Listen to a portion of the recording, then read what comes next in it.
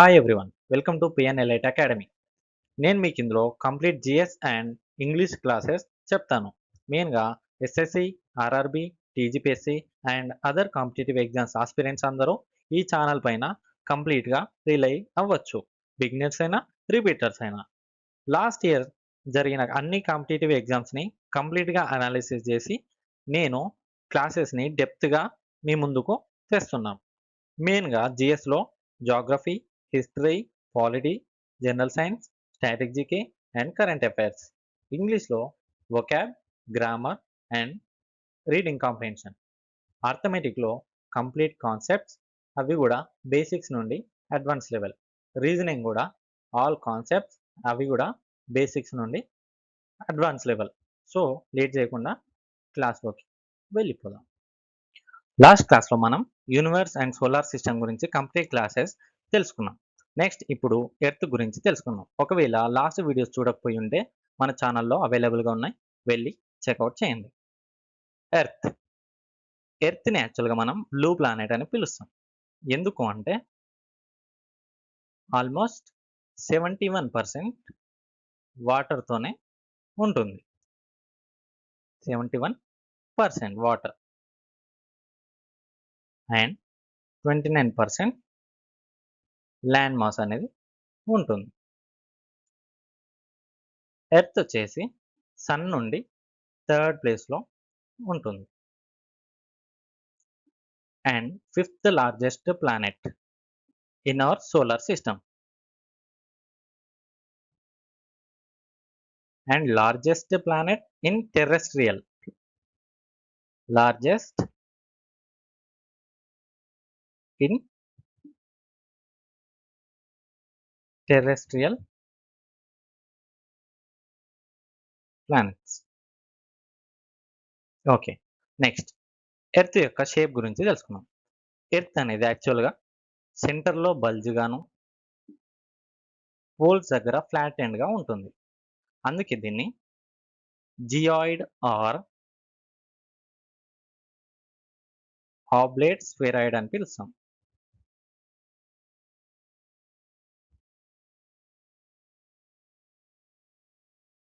Okay, next earth యొక్క radius అనేది ఇప్పుడు మనం తెలుసుకుందాం. రేడియస్ ఎలా అంటే యాక్చువల్గా ఇక్కడ నుండి ఈ ప్లేస్ని మనం డయామీటర్ అని అంటాం. ఒకవేళ సెంటర్ పాయింట్ నుండి ఎక్కడికి తీసుకున్నా దీన్ని మనం రేడియస్ అని పిలుస్తాం. ఓకే, రేడియస్ ఎంత అంటే 6371 కిలోమీటర్స్. సర్ఫేస్ ఏరియా, ఓకే, ఈ టోటల్ ఎర్త్ పైన ఉన్న టోటల్ ల్యాండ్ మాస్ని కలిపి మనం సర్ఫేస్ ఏరియా అని అంటాం. ఇది వచ్చేసి 510 million square kilometres.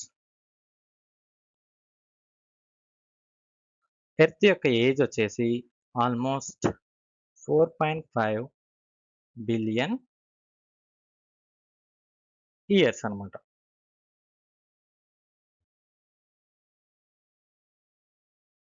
Next diameter వచ్చేసి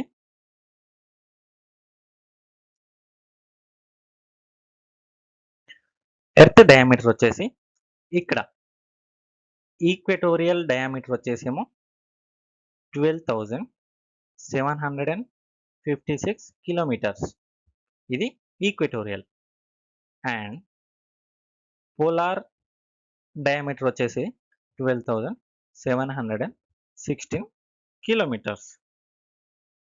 ఓకే, ఇది పోలార్, ఇది వచ్చేసి ఈక్వెటోరియల్. ఈక్వెటోరియల్ ఎక్కువగా ఉంటుంది కంపేరింగ్ టు పోలార్, ఎందుకంటే ఇక్కడ కొద్దిగా బల్జ్గా ఉండడం వల్ల ఎక్కువగా మనకు కనిపిస్తుంది. పోలార్ అనేది కొంచెం ఫ్లాట్ ఎండ్గా ఉంటుంది.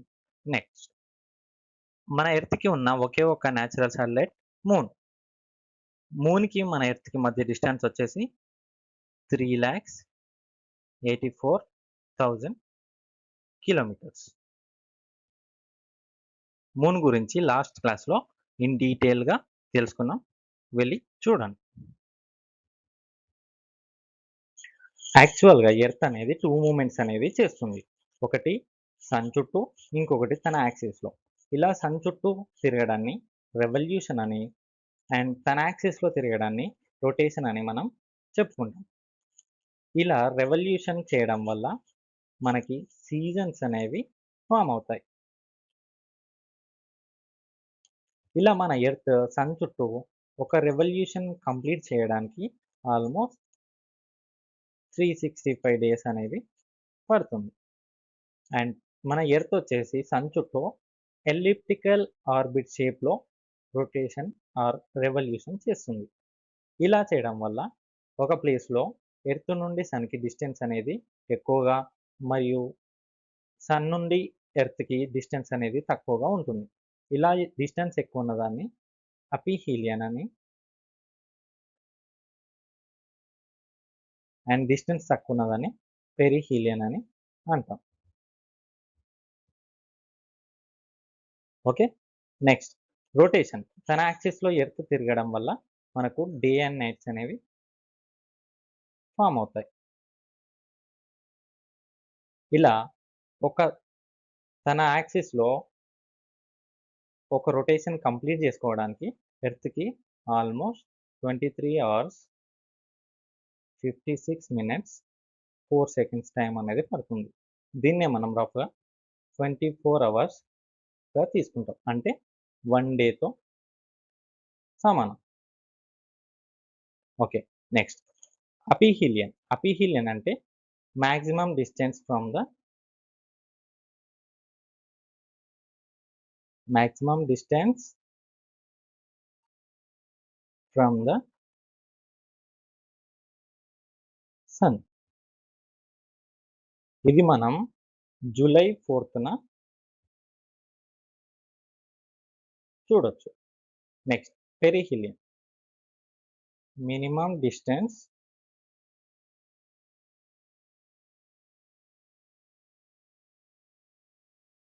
From the sun. ఇది వచ్చేసి మనం జనవరి 3కి చూడొచ్చు.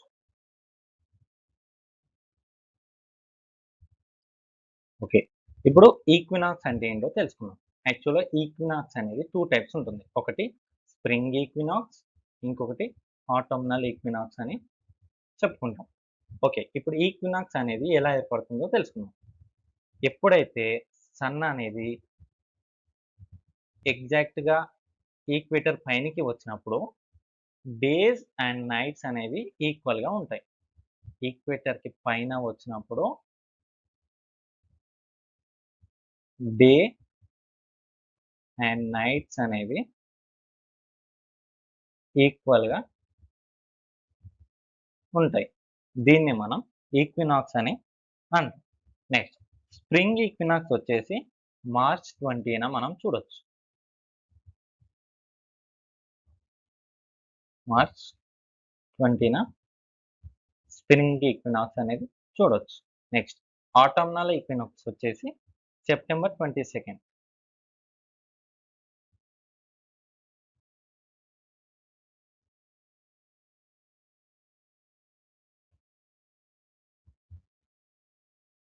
ఏం లేదు. ఈక్వినాక్స్ అంటే ఎప్పుడైతే సన్ అనేది డైరెక్ట్‌గా ఈక్వేటర్ ఇక్కడ ఉంటుంది కదా మనకి. ఈక్వేటర్ పైనకొచ్చినప్పుడు డే అండ్ నైట్ అనేది ఈక్వల్‌గా ఉంటుంది. అంటే మనకు యాక్చువల్‌గా 24 అవర్స్ టైమ్ ఉంటే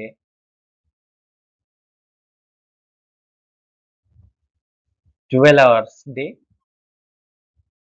అండ్ 12 అవర్స్ నైట్ అనేది ఉంటుంది ఈక్వల్‌గా. దీన్ని మనం ఈక్వినాక్స్ అని చెప్పుకుంటాం. ఇప్పుడు ఎర్త్ యొక్క సాలిస్టిస్ గురించి తెలుసుకుందాం. సాలిస్టిస్ అంటే అయితేనేమో లాంగెస్ట్ డే ఉంటుంది ఎర్త్ పైన. Longest day or longest night అయినా ఉంటుంది. సాలిస్టిస్ అనేది యాక్చువల్‌గా 2 టైప్స్. ఒకటి సమ్మర్ సాలిస్టిస్, ఇంకోటి వింటర్ సాలిస్టిస్. మనం ఇక్కడ మ్యాప్‌లో చూసుకుంటే మన ఎర్త్ అనేది ఇక్కడ ఈక్వేటర్, పైన ట్రాపిక్ ఆఫ్ క్యాన్సర్, కింద ట్రాపిక్ ఆఫ్ కాప్రికాన్ అనేది ఉంటుంది. ఎప్పుడైతే సమ్మర్ సాలిస్టిస్‌లో సన్ రేస్ అనేవి ట్రాపిక్ ఆఫ్ క్యాన్సర్ పైన డైరెక్ట్‌గా పడతాయి. అప్పుడు ఇక్కడ డే అనేది లాంగెస్ట్‌గా ఉంటుంది. డే లాంగెస్ట్,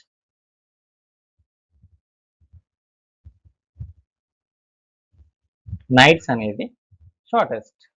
ఎక్కడ లాంగెస్ట్ డే వచ్చేసి నార్థన్ హెమిస్ఫియర్‌లో. Northern hemisphere. నైట్ అనేది షార్టెస్ట్‌గా ఉంటుంది. ఎక్కడ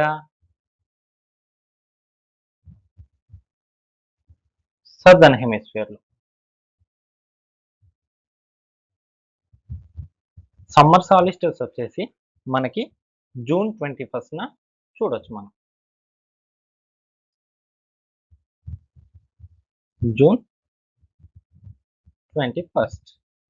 నెక్స్ట్ వింటర్ సాలిస్టిస్. వింటర్ సాలిస్టిస్‌లో సన్ రేస్ అనేవి ట్రాపిక్ ఆఫ్ కాప్రికాన్ పైన డైరెక్ట్‌గా పడతాయన్నమాట. అప్పుడు ఇక్కడ సదర్న్ హెమిస్ఫియర్‌లో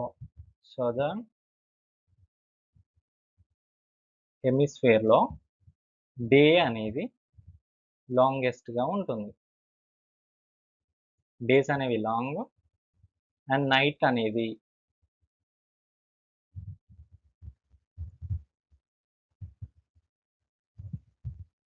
ఎక్కడ నార్థన్ హెమిస్ఫియర్‌లో షార్ట్‌గా ఉంటాయన్నమాట. Shortest night. వింటర్ సాలిస్టిస్ వచ్చేసి మనం డిసెంబర్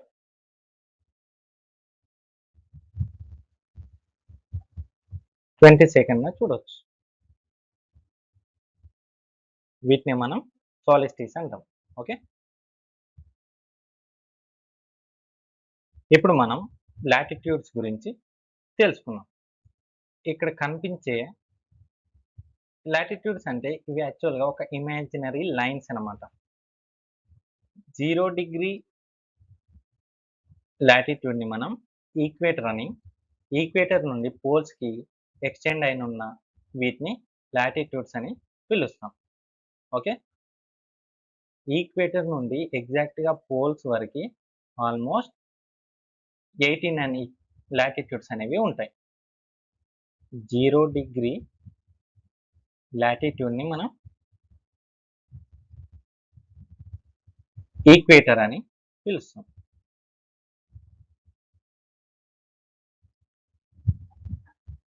ఈక్వేటర్ నుండి పోల్స్ వరకి ఎక్స్టెండ్ ఉన్న వాటిని లాటిట్యూడ్స్ అని.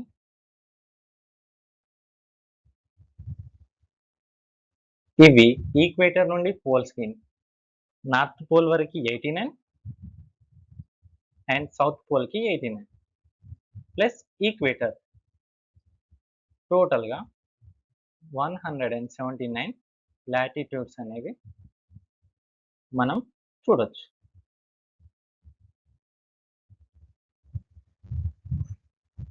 నెక్స్ట్ ఈ ఈక్వేటర్ అనేది ఎర్త్‌ని 2 ఈక్వల్ పార్ట్స్‌గా డివైడ్ చేస్తుంది. ఇలా మనం ఒకవేళ ఒక నైఫ్ తీసుకొచ్చి ఈక్వేటర్ దగ్గర కట్ చేస్తే ఇదొక భాగం, ఇదొక భాగంగా మనం చూడొచ్చు. అందుకే దీన్ని ఈక్వేటర్ అనేది పిలుస్తాం. నెక్స్ట్ ఈ లాటిట్యూడ్స్ ఉన్నాయి కదా, నార్త్ పోల్‌కి, సౌత్ పోల్ వైపు వీటి మధ్యలో డిస్టెన్స్ అనేది వచ్చేసి లాటిట్యూడ్ నుండి లాటిట్యూడ్‌కి డిస్టెన్స్ వచ్చేసి ఆల్మోస్ట్ 111 కిలోమీటర్స్ డిస్టెన్స్ అనేది ఉంటుంది.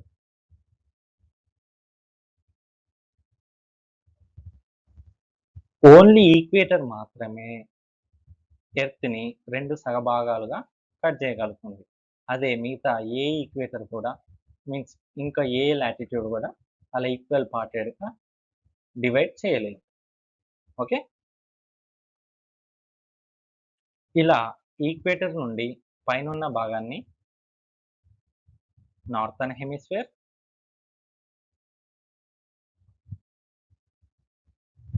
అండ్ కిందున్న భాగాన్ని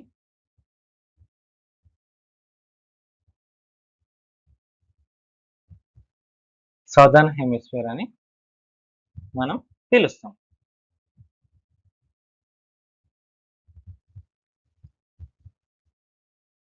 ఇది ఈక్వేటర్ నుండి ప్యారలల్ గా ఉండడం వల్ల వీటిని ప్యారలల్ లైన్స్ అని కూడా పిలుస్తాం.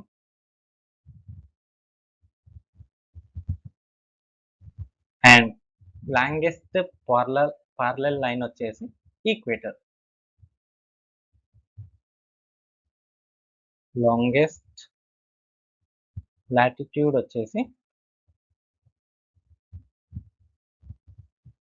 ఈక్వేటర్. దీన్ని మనం 0 డిగ్రీ లాటిట్యూడ్ అని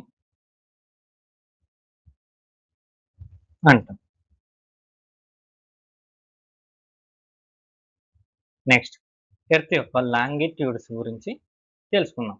లాంగిట్యూడ్స్ అనేవి వర్టికల్ గా ఉండే వాటిని లాంగిట్యూడ్స్ అని అంటాం. Okay, vertical lines. ఇక్కడ మనం చూసుకుంటే 0 డిగ్రీ లాంగిట్యూడ్, 0 డిగ్రీ లాంగిట్యూడ్, దీన్ని మనం గ్రీన్విచ్ ఆర్ ప్రైమ్ మెరిడియన్ అని పిలుస్తాం. Prime meridian. ఈ ప్రైమ్ మెరిడియన్ లాంగిట్యూడ్ నుండి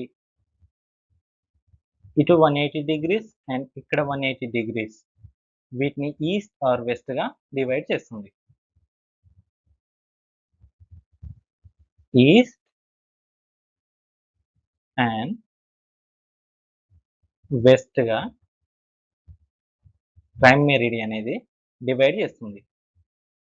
0 డిగ్రీ లాంగిట్యూడ్ నుండి ఈస్ట్ వైపు 180 longitudes and west side 180 longitudes అనేవి ఉంటాయి. టోటల్గా 360 లాంగిట్యూడ్స్ అనేవి మనం ఇక్కడ చూసుకోవచ్చు. అండ్ లాంగిట్యూడ్ కి మధ్యలో డిస్టెన్స్ వచ్చేసి distance from longitude to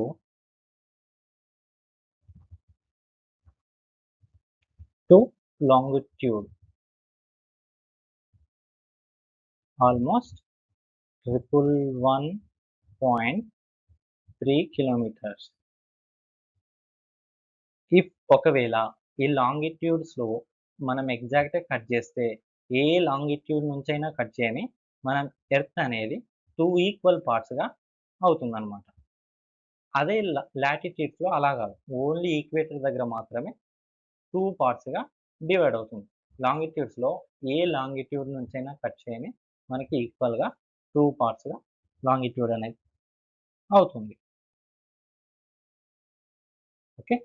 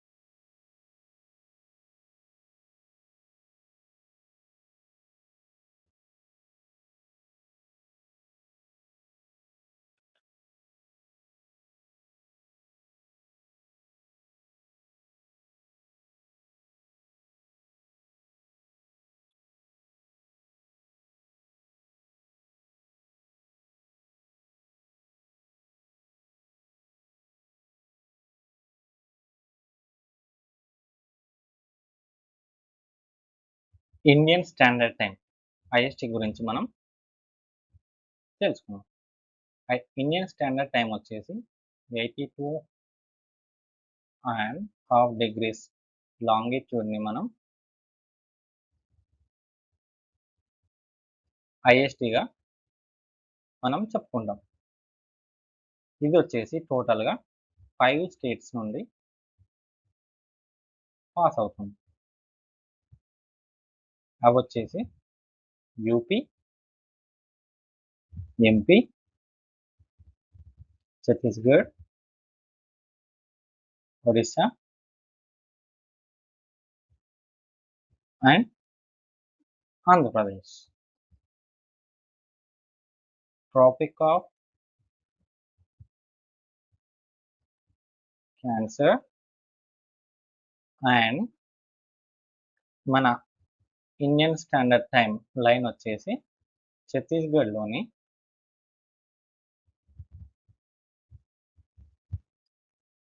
Koriya అనే ప్లేస్లో మీట్ అవుతుంది అనమాట. 1 degree latitude is equal to 1 degree longitude is equals to 4 minutes అనమాట. సో అందుకే మనం జిఎంటి నుండి 5 hours 30 minutes ముందు ఉంటాం అనమాట. Next international date line. ఇది వచ్చేసి 180 degrees longitude. 180 degrees longitude.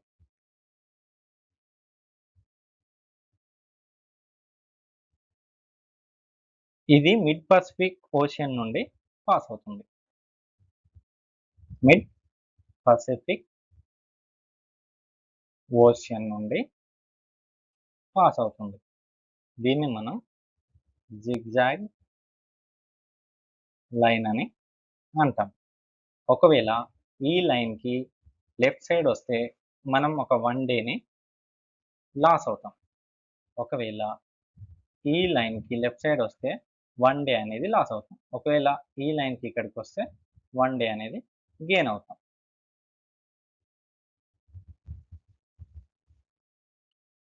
Okay, ఇంతటితో ఈ క్లాస్ అనేది అయిపోతుంది. నెక్స్ట్ క్లాస్లో మళ్ళీ కలుద్దాం. అండ్ లాస్ట్ క్లాసెస్ మీరు ఒకవేళ చూడకపోయి ఉంటే మన ఛానల్లో ఉన్నాయి, వెళ్ళి చూడండి. Thank you for the watching.